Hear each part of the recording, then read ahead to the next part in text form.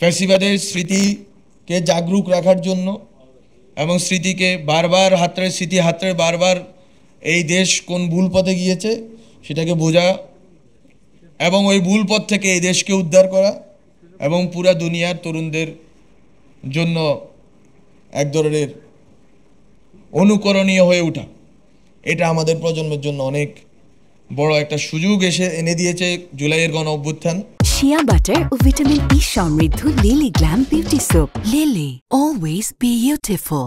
শেখ হাসিনার একটা সফলতা ছিল বাংলাদেশের তরুণদের স্বপ্ন দেখার সম্ভাবনা নষ্ট করে দেওয়া। ভারত এবং অন্যান্য পরাশক্তির প্রধানত থেকে এই যে আমরা যে গেটওয়াইজড একটা বাংলাদেশের ভিতরে বসবাস করি, এই বাংলাদেশে আমাদের তরুণরা স্বপ্ন দেখতে পারতো না। আজকে এই যে তারুণ্যের উৎসব থেকে শুরু করে অনেকগুলো আইডিয়া ডক্টর মোহাম্মদ ইউনূস উনি আমাদের সাথে বা অ্যাডভাইজারি কাউন্সিল বা অন্যান্য পরামর্শকদের সাথে মিলে করছেন। ওনার নেতৃত্বে এই জিনিসগুলো সংগঠিত হচ্ছে। লক্ষ্য হচ্ছে এই তরুণদের স্বপ্ন দেখানো, আমাদের প্রজন্মকে স্বপ্ন দেখানো। 18 কোটি মানুষ এত ছোট একটা ভূমিতে বসবাস করে। আমরা যদি চাই তাহলে আমরা আমাদের স্বপ্নকে বৈশ্বিক করে তুলতে পারি। এবং এই যে লড়াই আমরা লড়েছি এটা অভূতপূর্ব, এই জন্য যে প্রজন্ম আমাদের হাতে ডিজিটাল অ্যাক্সেসিবিলিটি ছিল, আমরা পুরা দুনিয়ার তরুণদের সাথে সংযুক্ত। এই প্রজন্মের পুরা দুনিয়াতে এই প্রজন্মের তরুণরা প্রথম এত মাঠে ফিল্ডে এত বড় বিপ্লব করলো, এত বড় অভ্যুত্থান করলো। সরাসরি লাইভ বুলেটের সামনে দাঁড়িয়ে তারা এই শতকের নিকৃষ্ট একজন ফ্যাসিস্টকে তারা হটিয়ে দিল। আমি মনে করি এটা একটা বৈশ্বিক ঘটনা, এটা শুধু বাংলাদেশের ঘটনা না। এই বৈশ্বিক ঘটনার মাধ্যমে বাংলাদেশের তরুণরা গ্লোবাল ম্যাপে নিজেদের জায়গা করে নিল।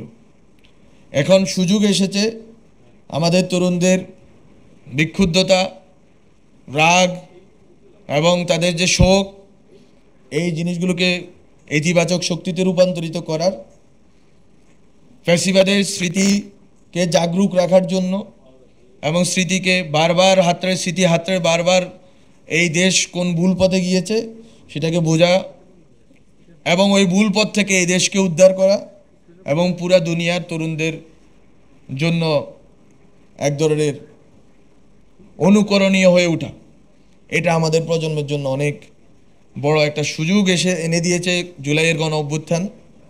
আমরা মনে করি বাংলাদেশের তরুণরা, এই তারুণ্যের উৎসব তো মাত্র শুরু হলো। বাংলাদেশের তরুণরা ইতিবাচক শক্তিকে কাজে লাগিয়ে পুরা দুনিয়াতে নেতৃত্ব দিবে। যে আশা আকাঙ্ক্ষার যে বাংলাদেশ, সে বাংলাদেশ গড়ার ক্ষেত্রে আমরা এগোতে পারি। বিচার ও সংস্কারের এমন একটি পর্যায়ে আমরা যেতে পারি যেখানে মানুষ আশাহত হবে না। বাংলাদেশের মানুষ বারবার আশাহত হয়েছে। 47-এ পাকিস্তান আন্দোলন করে এই দেশের মানুষই পাকিস্তান এনেছে। এটা খুবই, এখন যখন ফিরে তাকান হয়তো আপনাদের অনেকের কাছেই মনে হতে পারে এটা ঢাকা শহরে বসে মুসলিম লীগ প্রতিষ্ঠিত হয়েছিল, আমরা আমাদের রক্ত দিয়ে পাকিস্তান এনেছি। সে পাকিস্তান আমাদের সাথে বিট্রে করেছে, আমাদের উপর নিপীড়ন চালিয়েছে, গণহত্যা চালিয়েছে। 71 ঘটেছে, আমাদের লাখ লাখ শহীদের রক্তের বিনিময়ে আমরা একটা দেশ পেয়েছি। একটা রক্তক্ষয়ী যুদ্ধ হয়েছিল এই দেশে, গ্রামে গঞ্জে সর্বত্র যুদ্ধ হয়েছিল। সেই যুদ্ধের ভিতর দিয়েও আমরা এদেশকে মুক্ত করতে পারিনি, স্বাধীন হতে পারিনি। 90 ঘটেছে, আজকে 24 ঘটেছে। ফলে বারবার আমরা ভুল করছি, বারবার হোঁচট খাচ্ছি। কিন্তু এবার বোধহয় আমরা আর হোঁচট খেলে আমরা উঠে দাঁড়াতে পারবো না। কারণ এবারে যে তরুণ জনগোষ্ঠীর যেই অংশ, আমাদের ডেমোগ্রাফিক ডিভিডেন্ডের কারণে এই অংশ 2040-50-এর দশকে গিয়ে এটা মাইনাস যখন হয়ে যাবে আমাদের জন্মহার, তখন একটা বড় অংশের মানুষ আমরা বার্ধক্যে পরিণত হব এবং তখন আসলে আমরা এই রাষ্ট্রকে গড়ে তোলার আর কোনো সুযোগ পাবো না। ফলে আমরা যে সুবর্ণ সুযোগটা পেয়েছি একটা রক্তক্ষয়ী অভ্যুত্থানের ভিতর দিয়ে, সেই সুযোগকে আমাদের কাজে লাগাতে হবে। ব্যক্তি, সমাজ এবং রাষ্ট্রকে পুনর্গঠিত করতে হবে এবং বাংলাদেশের তরুণ সমাজকে বৈশ্বিকভাবে নেতৃত্ব দিতে হবে। এই আকাঙ্ক্ষা ব্যক্ত করে আমি আমার বক্তব্য শেষ করছি। শহীদ এবং আহতদের গভীর শ্রদ্ধার সাথে স্মরণ করে আপনাদের সবাইকে ধন্যবাদ জানিয়ে শেষ করছি।